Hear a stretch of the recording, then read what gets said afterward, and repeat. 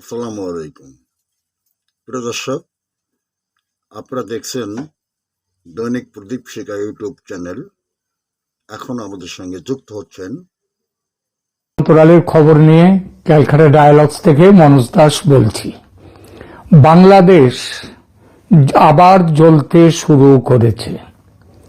5 আগস্টের যে জ্বলনটা হয়েছিল সেটার নাম যারা এই কাজ করেছিলেন, যারা তারা নিজেদেরকে বলেন বিপ্লবী, তারা বিপ্লব করেছিলেন। সেটা ছিল প্রথম বিপ্লব। এবার সেই অর্থে দ্বিতীয় বিপ্লব বলা যায়, দ্বিতীয় বিপ্লবও বলা যায়, আবার বিপ্লবের হজম না হওয়ার ঢেকুরও বলা যায়। এই ঢেকুরটা কেন উঠছে এই জন্যেই যে আজকে দেখবেন বাংলাদেশকে তো একেবারে শেষ করে ফেলা যায়নি, একেবারে তো ইসলামী রাষ্ট্রে তো পরিণত করা যায়নি। তো সেই ইসলামী রাষ্ট্রে পরিণত করার জন্যে এবার আবার নতুন করে আবার যে দ্বিতীয় ধাপের আন্দোলনটা শুরু হয়ে গেছে এবার, এবং এবারে দেশটাকে পুরো ইসলামী দেশ করে নেয়ার জন্যেই এবার ঠিক সেইভাবে নেমেছে সমস্ত পক্ষ। ইনকিলাব এবারের যে ঘটনাটা ঘটছে তার মূলে কি আছে?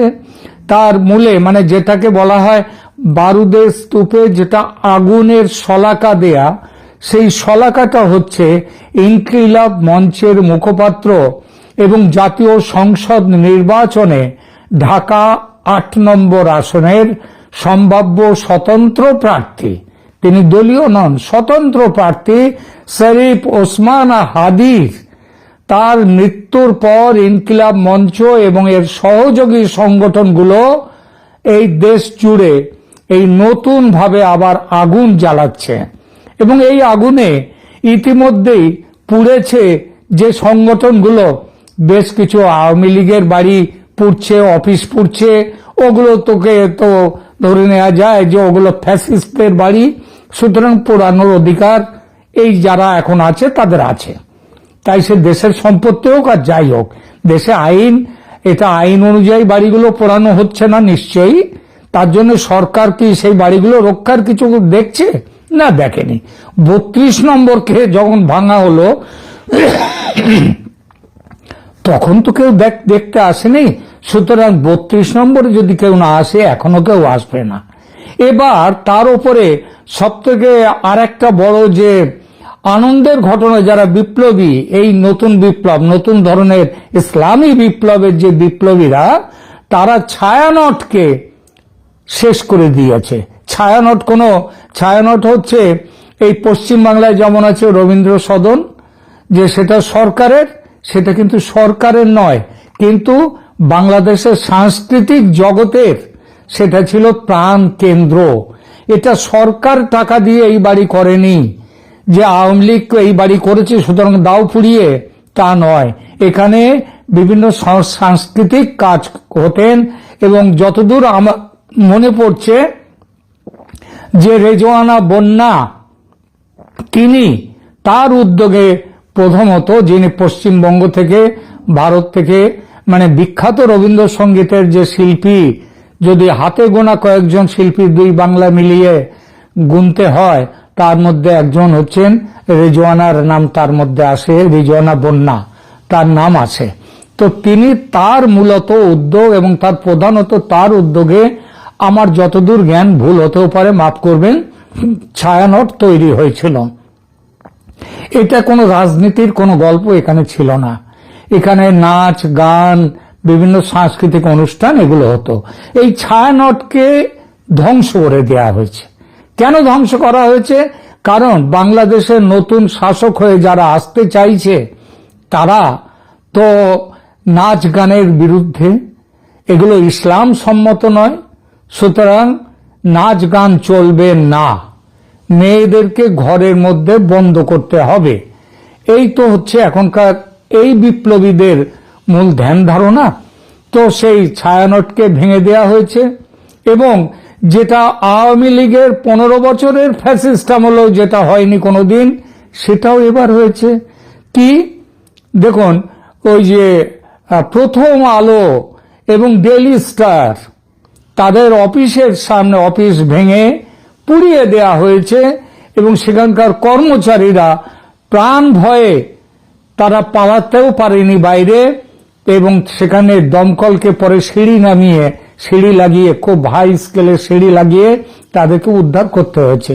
আপনাদের হয়তো মনে আছে 2024-এ এই ফ্যাসিস্ট হাসিনাকে হটিয়ে যে গণতান্ত্রিক বিপ্লব হয়েছিল, সেই গণতান্ত্রিক বিপ্লবের ঠিক পরে পরেই প্রথম আলোকে তার মুখ বন্ধ করার জন্য, ডেইলি স্টারের মুখ বন্ধ করার জন্য তাদের অফিসের সামনে গরু জবাই করে বিরিয়ানি রেঁধে ভোজ করা হয়েছিল, মনে আছে? ভাববেন সেই কথাটা। আজকে তাদের সেবার বিরিয়ানি খেয়েছিল তার সামনে, আজকে সে বাড়িতে আগুন লাগিয়ে দেওয়া হয়েছে। সংবাদপত্রের স্বাধীনতা শেখ হাসিনার আমলে ছিল না, এই আমলে কতটা আছে তার একটা বড় প্রমাণ এটা। শুধু এটা নয়, খুলনায় সাংবাদিককে হত্যা করা হয়েছে এবং এছাড়াও বিভিন্ন জায়গায় সাংবাদিকরা তারা পালিয়ে বেড়াচ্ছেন। সাংবাদিকরা, এই সরকার এসে সংবাদপত্রকে তো একেবারে নিজেদের কি বলবো পকেটে পুরে নিয়েছিলেন, তার বাইরে যে 2-4 জন সাংবাদিক ওই বিভূরঞ্জন বাবুর মতো যারা ছিলেন তাদেরকে এখন প্রাণ ভয়ে পালাতে হচ্ছে। বিভূরঞ্জন পালাবার সুযোগ পাননি, তার লাশ পাওয়া গিয়েছিল মেঘনায় ভেসে থাকতে। আর এরা পালিয়ে যদি বাঁচতে পারেন তো ভালো, নইলে এদের লাশও কর্ণফুলীতে মেঘনায় সেখানে ভাসতে থাকবে। তো এবারে এই যে মহান বিপ্লব বা বিপ্লবের ঢেকুর যেটাই এবার উঠছে, এর মূল কারণ হচ্ছে শরীফ ওসমান হাদির মৃত্যু। এবং তারপর এই মৃত্যুর পর তার সঙ্গে যেসব যারা আছে, কারা আছে নাম করার মধ্যে, তো তারা বিপ্লবী ঐক্য মঞ্চ টঞ্চ কি সব করেছে, তো মূলত এনসিপির নেতাদেরকে তো সামনাসামনি দেখা যাচ্ছে। জামাত পেছনে আছে, খুব বড়ভাবে আছে। অ্যাকচুয়ালি জামাত হচ্ছে ব্যাটারি, একটা যখন রোবট চলুক আর যাই চলুক তার তো যেমন ব্যাটারি চার্জিং এর দরকার হয়, জামাত হচ্ছে ওই ব্যাটারির কাজ করে। তারা সমস্ত সবাইকে ব্যাটারি দিয়ে রেখে দিয়েছে। এইবার তারা এই হাসনাত, ওই যে সার্জিস, ওরা সেই অনুযায়ী কাজ করে যাচ্ছে। তো গত এরা করেছে কি, এরা যে 15 দফা শরীফ ওসমান হাদির 12ই ডিসেম্বর ঢাকার বিজয়নগরে তিনি গুলিতে নিহত হয়েছিলেন, নিহত নয় আহত হন সেদিন, এবং গতকাল 18ই ডিসেম্বর সিঙ্গাপুর জেনারেল হাসপাতালে চিকিৎসাধীন অবস্থায় তিনি ইন্তেকাল করেন। তার এই মৃত্যুর প্রতিবাদে ইনকিলাব মঞ্চ, জাতীয় নাগরিক পার্টি এরা এবং জুলাই গণ অভ্যুত্থানের পক্ষের বিভিন্ন ছাত্র জনতার সংগঠন একতাবদ্ধ হয়ে বিক্ষোভ শুরু করেছে এবং শাহবাগে আয়োজিত সমাবেশ থেকে তারা 15 দফা দাবি জানিয়েছেন। এই প্রসঙ্গে একটা কথা বলি, ছাত্র জনতা গত বছর জুলাই আন্দোলনে যারা ছিল তাদের অনেকের ওপরেও এখন আক্রমণ হচ্ছে এবং তারাও প্রাণ ভয়ে পালিয়ে যাচ্ছেন। এনসিপির এক নেত্রী, তাকে তো গলায় দড়ি দিয়ে তিনি আত্মহত্যা করেছেন নাকি তাকে মেরে ঝুলিয়ে দেওয়া হয়েছে, সে বিচার আমি যাচ্ছি না, কারণ সে বিচার করার এখান থেকে তো আমার পক্ষে উপায় নেই। আর বাংলাদেশের এখন যা অবস্থা তাতে ওইসব পোস্টমর্টেম ওইসব অকারণ কাজ করে কেউ সময় নষ্ট করতে চায় না। তা যেটা আমরা শুনতে পাচ্ছি যে তিনি ওই মহিলা নেত্রী এনসিপির, যিনি গত জুলাই আন্দোলনে একটা বড় ভূমিকা নিয়েছিলেন, তিনি নাকি ওই এনসিপি নেতাদের অনেকের দ্বারাই তিনি যৌন নিগ্রহে কিংবা যৌনতার একটা খেলা তার উপর চলছিল, তার জন্য সহ্য করতে না পেরে তিনি আত্মহত্যা করেছেন, অথবা কেউ নিজে বাঁচবার জন্য তাকে মেরে ফেলে ঝুলিয়ে দিয়েছে। তো এই হচ্ছে, এই যে বলা হচ্ছে না ছাত্র জনতা বিপ্লবী, তারা এই সমস্ত একতাবদ্ধ হয়ে বিক্ষোভ শুরু করেছে, একদমই নয়। এবং গত জুলাইতে যারা এই বিক্ষোভ, তখনকার বিক্ষোভ আন্দোলনের মধ্যে ছিল, তাদের বেশিরভাগই এই আন্দোলন থেকে সরে গেছে। এখন যারা আছে তারা খুব সামান্য একটা অংশ। তো যাই হোক, এই যে এরা এখন গতকাল শাহবাগে আয়োজিত এক সমাবেশ থেকে তারা 15টা দাবি জানিয়েছে।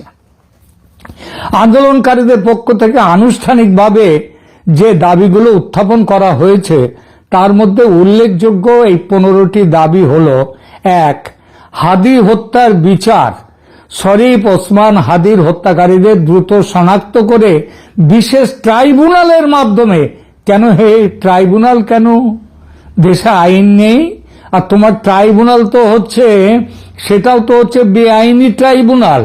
তো যাই হোক, এরা চাইছে ট্রাইব্যুনালের মাধ্যমে যেমনভাবে শেখ হাসিনাকে তাকে মৃত্যুদণ্ড দেওয়া হয়েছে তেমনি এই তাদেরকেও মৃত্যুদণ্ড দিতে হবে। কিন্তু তুই ধরতেও তো পারলে না এখনো কাউকে। কিন্তু ধরতে পারেনি সেটা কথা নয়। তাদের বক্তব্য হচ্ছে এই যে মৃত্যুটা ঘটেছে, মানে মৃত্যু বলবো না, এই যে হত্যা করার চেষ্টাটা হয়েছিল এবং পরে হাদি যে মারা যান, এই ঘাতকরা হচ্ছে আওয়ামী লীগের এবং ভারতের। আওয়ামী লীগ মানেই তো ভারত, সুতরাং এদের, অতএব শাস্তি দিতে হবে আওয়ামী লীগকে। আজকে ওই জন্য আওয়ামী লীগের বাড়ি, অনেকগুলো বাড়ি পুড়িয়ে দেওয়া হয়েছে, আওয়ামী লীগের অফিস পুড়িয়ে দেওয়া হয়েছে। দ্বিতীয় দাবি, স্বরাষ্ট্র উপদেষ্টার পদত্যাগ। কেন? সেখানে বলছে জুলাই পরবর্তী সময়ে বিপ্লবীদের নিরাপত্তা দিতে ব্যর্থ হওয়ায় বর্তমান স্বরাষ্ট্র উপদেষ্টার পদত্যাগ দাবি করা হয়েছে। মানে জুলাই পরবর্তী সময়ে খুন হয়েছে বিপ্লবীরা, বেশি নয়। জুলাই পরবর্তী সময়ে খুন হয়েছে আসলে সাধারণ মানুষ, আওয়ামী লীগ। তোমরা এরা ক্ষমতায় এসে তো আওয়ামী লীগ আর সাধারণ মানুষদের যাদেরকে শত্রু ভেবেছে তাদেরকে খুন করেছে। বিপ্লবীরা তো খুন হয়নি, বিপ্লবীরা খুন করেছে। তো এই বিপ্লবীদের নাকি সাধারণ মানুষকে নিরাপত্তা নয়, কিংবা অন্য কোনো সাধারণ জনতার নিরাপত্তা নয়, বিপ্লবীদের নিরাপত্তা কেন দিতে পারোনি? তার জন্যই স্বরাষ্ট্র উপদেষ্টার পদত্যাগ চাই। 3 নম্বর দাবি, আওয়ামী লীগকে নিষিদ্ধ করতে হবে। আওয়ামী লীগকে এখন অস্থায়ীভাবে বোধহয় নিষিদ্ধ আছে, তার কাজকর্ম বন্ধ করা আছে, এবার অস্থায়ী নয়। 3 নম্বর দাবি হচ্ছে ফ্যাসিবাদী কর্মকাণ্ড ও হত্যার রাজনীতির দায়ে আওয়ামী লীগ ও তার সমস্ত অঙ্গ সংগঠনগুলোকে, বিশেষ করে ছাত্রলীগকে স্থায়ীভাবে নিষিদ্ধ করতে হবে। তাদের যেন আর কোনোদিন আলোর মুখ না দেখতে পায়। কি চমৎকার দাবি বলুন! এবং দেখবেন এসব দাবি মেনে নেবে ইউনূস সরকার। 4 নম্বর, এবারের এইটা হচ্ছে বাংলাদেশের ভেতরের ব্যাপার, আমি ওগুলো নিয়ে কথা বলছি না, কিন্তু এবারের দাবিটা কি? 4র্থ দাবি হচ্ছে ভারতীয় রাষ্ট্রদূতকে বহিষ্কার করতে হবে। বাংলাদেশে ভারতীয় আধিপত্যবাদ এবং গোয়েন্দা তৎপরতার প্রতিবাদে ভারতীয় রাষ্ট্রদূতকে বহিষ্কার করতে হবে। বাংলাদেশে ভারতের রাষ্ট্রদূত থাকবে না। যারা এই দাবি করছে তারা এই কথাটা মনে রাখে না যে ভারত যদি পুরো হাত তুলে নেয়, একেবারে যদি ওদেরকে একদম এই ঘেরাটোপের মধ্যে আটকে দিয়ে দেয়, বেরোবার জায়গা পাবে না এই বাংলাদেশের বিপ্লবীরা, এবং তাদের খাবার জুটবে না। কারণ তাদের নিজেদের দেশে যে খাবার হয় সেই খাবারে তাদের বছরের 6 মাসের খাবারও তাদের হয় না, তাদেরকে ভারত থেকেই নিয়ে যেতে হয়। এদের কি বলে বেঈমান, এদেরকেই বলে বিশ্বাসঘাতক। এরা বলে, আবার কি বলে জানেন, এবার তো বলছে বহিষ্কার। এরা বলে যে ওরা নাকি খাবার না কিনলে, ওরা যদি জিনিসপত্র না কেনে, ভারতের খাবার দাবার না কেনে, ভারত ওগুলো বিক্রি করতে পারবে না, ভারত নিজের স্বার্থেই নাকি দেয়। ওরে বাবা, ক্রেতা এবং বিক্রেতার সম্পর্কটা কি? ক্রেতা দোকানে গিয়ে বলে, কিংবা দোকানে না গিয়ে কোনো অনলাইনে অর্ডার দিয়ে দেয়, আমার এই জিনিসগুলো চাই, তখনই বিক্রেতা দিতে আসে। অর্থাৎ ইনিশিয়েটিভটা নেয় কে? কেনা বেচার যে কিনবে সে। তো তোদের যদি এতই ভারতের উপরে রাগ থাকে, তোরা বলে দে না আমরা ভারতের জিনিস নেব না, ভারতের জিনিস খাবো না, ভারতের জিনিস পরবো না। এই যে তোদের এত বড় পোশাক কারখানা, পোশাক শিল্প, তার তুলোগুলো কোত্থেকে যায়? এই ভারত থেকে যায়। তো এই বেঈমানগুলো জানেও না এরা এরা এরা কি বলবো, এরা অজ্ঞান, এদের বাটপাড়িতে এদের জন্ম, এবং বাটপাড়ির ফলে এরা জানে না কিছু। 5 নম্বর কথা বলি, এরা বলেছে খুনিদের ছেড়ে দিতে হবে ভারতকে। কারা? না, শেখ হাসিনা সমেত অন্য যে সমস্ত আওয়ামী লীগ নেতারা ভারতে পালিয়ে গিয়ে আছে, তাদের বাংলাদেশে ফেরত না দেওয়া পর্যন্ত ভারতের সাথে সমস্ত কূটনৈতিক সম্পর্ক বন্ধ করে রাখতে হবে। শুধু কূটনৈতিক সম্পর্ক কেন, বল না কেন, যে সমস্ত রকম ব্যবসায়িক সম্পর্ক বন্ধ রাখতে হবে। আমরা ভারতের খাদ্য নেব না, ভারতের পোশাক পরব, ভারতের থেকে কোনো জিনিস নিয়ে আসবো না আমাদের দেশে, বল না কেন। ক্ষমতা আছে। সব ভোরবেলা ঘুম থেকে উঠে রাত্রে শুতে যাওয়া পর্যন্ত কিভাবে চলে, সেই জিনিসগুলো কোত্থেকে আসে একবার খেয়াল করে দেখো বাছাধনরা, তারপরে এইসব কথা বলো। খুনিদের প্রত্যাপন করতে হবে। শেখ হাসিনা বিচারে তার যে শাস্তি হয়েছে, সেটা কাদের বিচার?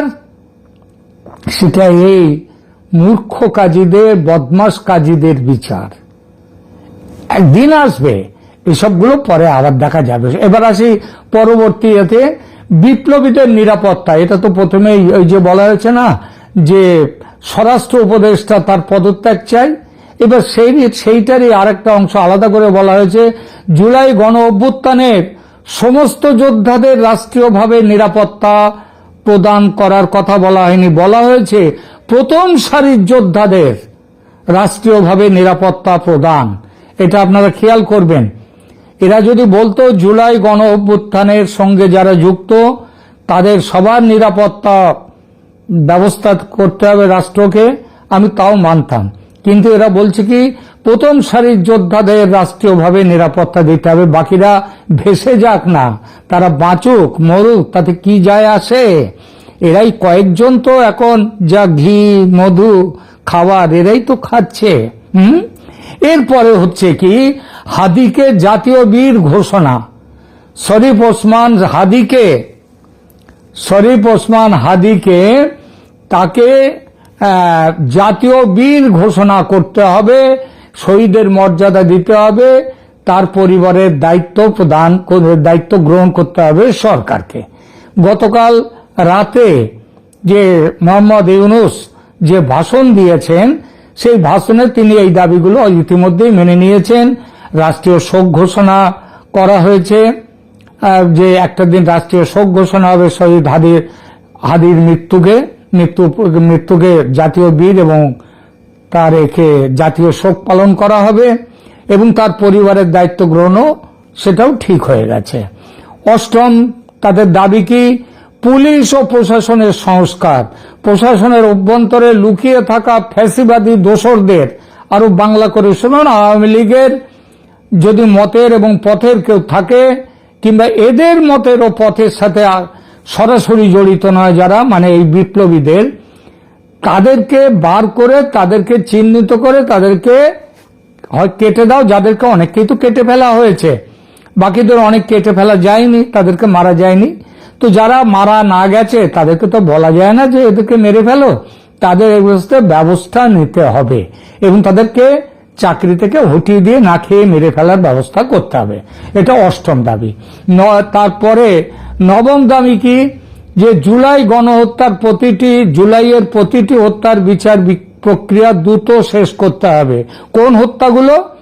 যেগুলো এরা পুলিশের ঘাড়ে চাপায়, আওয়ামী লীগের ঘাড়ে চাপায়, ছাত্রলীগের ঘাড়ে চাপায়, সেই হত্যাগুলোর। এরা যে হত্যাগুলো করেছে সেগুলোর ব্যাপারে নয়। এরা যে হত্যা করেছে সেটা তো এর আগের যিনি স্বরাষ্ট্র উপদেষ্টা ছিলেন, তিনি ওইটা বলার ফলে তো তার চাকরি চলে গিয়েছিল, মনে আছে? তাকে সেই দপ্তর থেকে সরিয়ে একটি ফালতু দপ্তরে তাকে দিয়ে দেওয়া হয়। এরপরে 10 নম্বর দাবিটা হচ্ছে ভারতের সাথে যেসব চুক্তি আছে সেই সব অসম চুক্তি বাতিল করতে হবে। দেশের স্বার্থ বিরোধী সকল দ্বিপাক্ষিক চুক্তি পুনর্মূল্যায়ন বা বাতিল। গত 16 মাস তো হয়ে গেছে বোধহয়, 16 মাস তো হয়ে গেছে, 17 মাস। এর মধ্যে কটা চুক্তির পুনর্মূল্যায়ন হয়েছে? ওই যে বলা হয় আদানি এসে নাকি লুটে নিয়ে যাচ্ছে তাদের টাকা, আদানি বলেছিল তো বন্ধ করে দেবো, কেন পায়ে পড়তে পায়ে ধরে আবার চালু করে দেয় কেন? কিসের জন্য? উপায় নেই রে ভাই পাঁচু, ওখানে নেমে এখানে কাজ করতে গেলে ভারতের থেকে না পেলে তোমাদের দিন চলবে না খোকন। এরপরে আজ অব্দি তো একটা চুক্তি তোমরা বাতিল করতে পেরেছো কিংবা পুনর্বিচার করতে পেরেছো? পারোনি। এরপরে বরং উল্টে ভারত কিছু জায়গায় যে সমস্ত চুক্তি অনুসারে রেল লাইন সম্প্রসারণ ইত্যাদি কাজ করছিল সেই কাজগুলো ভারত বন্ধ করে দিয়েছে নিজেদের থেকে। এরপরে সীমান্ত হত্যা বন্ধ, সীমান্তে বিএসএফ কর্তৃক বাংলাদেশি নাগরিক হত্যা বন্ধে কার্যকর পদক্ষেপ নেওয়া। এবার বিএসএফ কে ভারত সরকারও বলে দিয়েছে ওখান থেকে বিনা অনুমতিতে অনুপ্রবেশ করতে গেলে তাদেরকে আর বাঁচিয়ে রাখা হবে না, কেটে দেয়া হবে, গুলি করা হবে খোকন। সুতরাং ওই যে তোমরা ওদেশে একের পর এক জন্ম দেবে, একেবারে কি বলবো, আর তারপরে তাদেরকে এখানে পাঠাবে খাবার দাবারের জন্য, সেই জিনিসটি আর চলবে না, সেটা বন্ধ হয়ে গেছে। তোমরা যে দাবি নাও, আর বেশি বদমাইশি করতে গেলে, বাঁদরামি করতে গেলে ভারত ভেতরে ঢুকে যাবে, ভারত সেটা ঠিক করে ফেলেছে।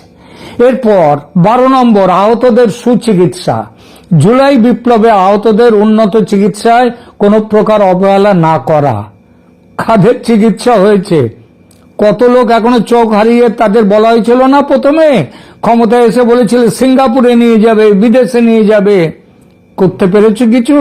এখনো দেখেছো ওখানে ভিসা নিয়ে ভারতে এসে চিকিৎসা করার জন্য কত বড় লাইন পড়ে? এখনো ভারত ভিসা কন্ট্রোল করেছে কিন্তু একেবারে বন্ধ করেনি, তাইতেই কত বড় লাইন।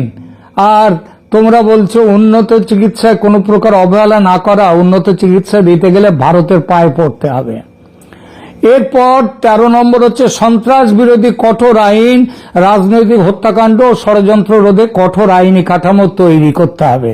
আরে শেখ হাসিনা যে আইনগুলো তৈরি করেছিলেন সন্ত্রাস বিরোধে, সেই আইনকে তোমরা বলেছিলে একসময় ফ্যাসিস্ট আইন, আর সেই আইনের বলে শয়ে শয়ে হাজারে হাজারে সাংবাদিক, হাজারে হাজারে সাধারণ মানুষ, তাদেরকে জেলখানায় ঢোকানো হচ্ছে মিথ্যে আইন প্রয়োগ করে।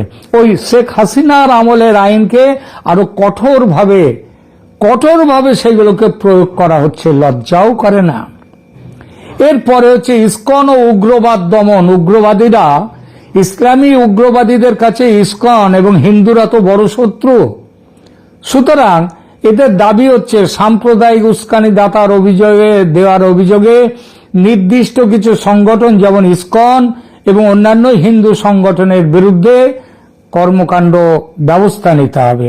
এবং শেষে 15 নম্বর হচ্ছে বিপ্লবী সরকার গঠন। কোন বিপ্লবী সরকার? এটা কোন রেভলিউশনারি, হচ্ছে ইসলামী বিপ্লবী সরকার, যে সরকার করবার জন্য তোমরা এই কাজ করেছো, গত বছর যা করেছো আন্তর্জাতিক ষড়যন্ত্রে, সেইটা এখন আজ 19শে ডিসেম্বর জুমার নামাজের পর, আজ তো শুক্রবার, রাজধানীর শাহবাগ, ঢাকা বিশ্ববিদ্যালয় এলাকা এবং সারা দেশে ইনকিলাব মঞ্চ ও জাতীয় নাগরিক পার্টির ব্যানারে বিক্ষোভ মিছিল পালিত হচ্ছে। আন্দোলনকারীরা ঘোষণা করেছেন যে এই দাবিগুলো পূরণ না হওয়া পর্যন্ত তারা নাকি রাজপথ ছাড়বেন না। খুব ভালো, একেবারে ধ্বংস করে দাও। খবর পাচ্ছি এর মধ্যে যে কটা ওই পোশাক শিল্প চলছিল টিম করে, সেগুলো বন্ধ হয়ে যাচ্ছে। স্বরাষ্ট্র মন্ত্রণালয় তারা ঘেরাও করবে, করো। দীর্ঘমেয়াদী আন্দোলনের হুঁশিয়ারি দেওয়া হয়েছে। হুঁশিয়ারি কেন? নেমে পড়ো, বাংলাদেশকে একেবারে জ্বালিয়ে পুড়িয়ে ছারখার করে দাও, আমাদেরই সুবিধা হয়। আমরা বর্ডারকে এবার কিন্তু ভারত বর্ডারকে ঘিরে রেখে দিয়েছে, কোথাও পালাতে পারবে না, বঙ্গোপসাগরে গিয়ে ডুবে মরতে হবে, সেইটাই আছে তোমাদের কপালে। এখনকার মতো এখানেই রাখছি।